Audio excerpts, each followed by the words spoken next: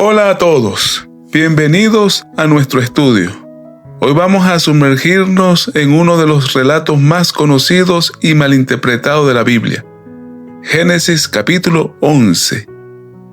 ¿Por qué hablamos diferentes idiomas?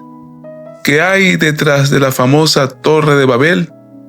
Prepárense porque vamos a descubrir que esta historia es mucho más que una simple lección sobre el orgullo. Génesis 11 cierra la primera gran sesión del libro, la llamada historia primitiva. Después de la creación, la caída y el diluvio, este capítulo nos prepara para el giro más importante de todo el Antiguo Testamento, la historia de Abraham. Funciona como un puente que nos explica por qué el mundo está dividido en tantos pueblos y lenguas, justo antes de que Dios elija a un hombre para bendecir a todas esas naciones. El capítulo se divide en dos partes muy claras. Primero, del versículo 1 al 9, tenemos el relato de la Torre de Babel, y luego del 10 al 32, una genealogía que va desde Sem, el hijo de Noé, hasta Abraham, que luego será llamado Abraham. Aunque parezcan dos historias separadas, están conectadas de una manera increíblemente profunda. Comencemos con Babel. El versículo 1 nos dice algo fascinante. Tenía entonces toda la tierra una sola lengua y unas mismas palabras. En el hebreo original, las expresiones son un solo labio y las mismas palabras. Esto va más allá de un idioma común. Sugiere una uniformidad total del pensamiento, de ideología. Toda la humanidad hablaba igual porque pensaban igual. En sí misma, esta unidad no es mala, pero el problema es hacia dónde se dirigía. Ahora bien, surge una interrogante. En el capítulo 10 se expresa la idea de que los descendientes de cada hijo de Noé tenían su propia lengua. No obstante, el capítulo 11, versículo 1, es enfático. Tenía entonces toda la tierra una sola lengua y unas mismas palabras. Se escribe Kol Haaretz, toda la tierra. Safá Ehacht, un solo idioma. Devarim Ehadin, las mismas palabras. Desde esta perspectiva, antes del episodio de Babel, la humanidad compartía un solo idioma. La confusión de lenguas ocurre como resultado directo del juicio divino en Génesis 11, 7 al 9. Bajo esta lectura, Génesis 10 describe pueblos y naciones como resultado posterior a Babel. Génesis 11 explica cómo surgió esta diversidad lingüística. Esta ha sido la interpretación judía tradicional, la patrística cristiana con San Agustín y San Crisóstomo y la teología clásica. Génesis 11 nos habla del gran proyecto humano. La gente emigra hacia el este, un detalle que en Génesis suele estar asociado con alejarse de la presencia de Dios, como vimos con Caín, y deciden construir una ciudad y una torre. Probablemente se trataba de un sigurat, como los que habían en Mesopotamia, que eran estructuras religiosas que buscaban conectar el cielo y la tierra. La frase cuya cúspide llegue al cielo no es una exageración arquitectónica, es una declaración de intenciones teológicas. Querían acceder al ámbito divino por sus propios medios, bajo sus propias reglas. Su motivación queda clara cuando dicen, hagamos un nombre. ¡Qué contraste con lo que Dios le dirá a Abraham en el capítulo siguiente! Yo haré grande tu nombre. La humanidad de Babel buscaba su propia gloria, su propia seguridad, su propia permanencia, todo sin depender de Dios. Además, dicen que hacen todo esto para no ser esparcidos. Esto es una rebelión directa contra el mandato que Dios dio 2 veces a Adán y a Noé. Fructificad, multiplicaos y llenad toda la tierra. Estaban rechazando su misión de extenderse por el mundo. Querían concentrar el poder, la cultura y la gloria en un solo lugar. Y entonces llega uno de mis versículos favoritos, por su ironía divina. El versículo 5 dice: «Y descendió Jehová para ver la ciudad y la torre». Imaginen esto. La torre que los hombres pensaban que llegaba al cielo es tan diminuta desde la perspectiva de Dios que Él tiene que bajar para poder verla bien. Este lenguaje nos muestra la enorme distancia entre la arrogancia humana y la verdadera soberanía de Dios. Al ver el proyecto, Dios dice algo que a menudo se malinterpreta: nada les hará desistir ahora de lo que han pensado hacer. Dios no está asustado de su tecnología o de su capacidad. Lo que le preocupa es la espiral de autonomía moral absoluta a la que se dirige una humanidad caída y unida en rebelión.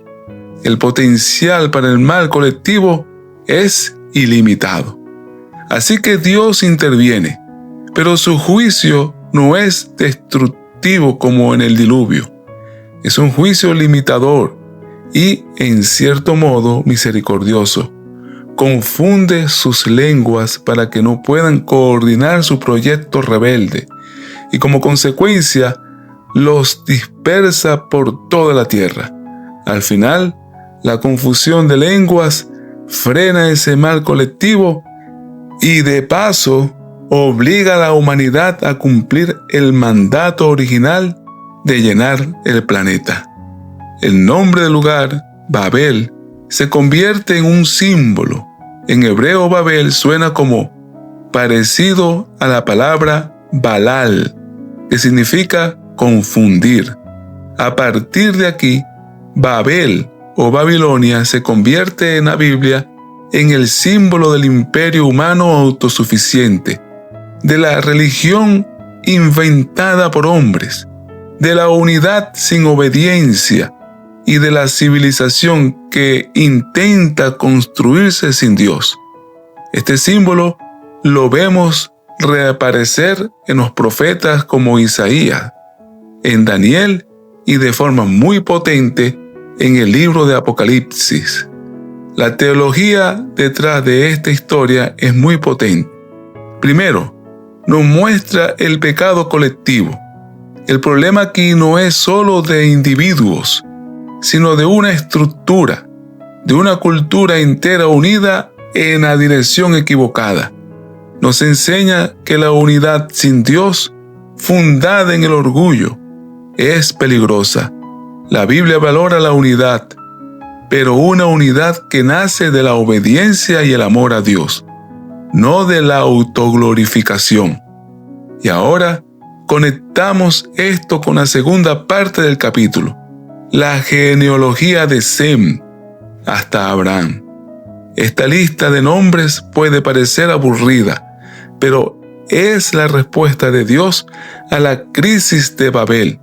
Su función es trazar un puente teológico desde el juicio universal de la dispersión hasta la solución particular, la elección de un hombre, Abraham, después de la dispersión. Dios no responde con otro castigo, sino con una promesa. Esta genealogía tiene una estructura de 10 generaciones, igual que la que va de Adán a Noé. Vemos cómo la esperanza de vida va disminuyendo. mostrándonos la realidad del mundo después del diluvio. Y todo el enfoque se va cerrando hasta llegar a un hombre, Abraham. La cámara se aleja de la humanidad en general para enfocarse en la línea a través de la cual vendrá la bendición. Abraham se presenta como la antítesis perfecta de Babel. La gente de Babel se quiso quedar en un lugar. Dios le dice a Abraham que salga de su tierra. La gente de Babel quiso hacerse un nombre. Dios le promete a Abraham que él le dará un gran nombre. La gente de Babel construyó una ciudad para su seguridad. Abraham vivía en tiendas, dependiendo de la promesa de Dios. El proyecto de Babel era un proyecto humano de unidad forzada. La promesa a Abraham es un proyecto divino de bendición universal. Esta tensión entre Babel y la promesa de Dios se resuelve de manera espectacular en el Nuevo Testamento. En el Pentecostés narrado en Hechos capítulo 2, ocurre lo contrario a Babel. El Espíritu Santo desciende y aunque la gente sigue hablando diferentes idiomas, milagrosamente se entienden unos a otros. Dios no elimina la diversidad de lenguas y culturas que surgieron de Babel, la redime. La unidad que crea el Espíritu Santo no es de uniformidad, sino de comprensión y amor en medio de la diversidad. Así que el mensaje central de Génesis 11 es este: Dios se opone a la soberbia colectiva y a los intentos humanos de construir un paraíso sin Él. Pero su juicio siempre está orientado hacia su plan de redención. La dispersión de Babel no fue el final de la historia. Fue el escenario que preparó el camino para la elección de Abraham, el hombre a través del cual Dios prometió que bendeciría a todas esas familias dispersas en la tierra.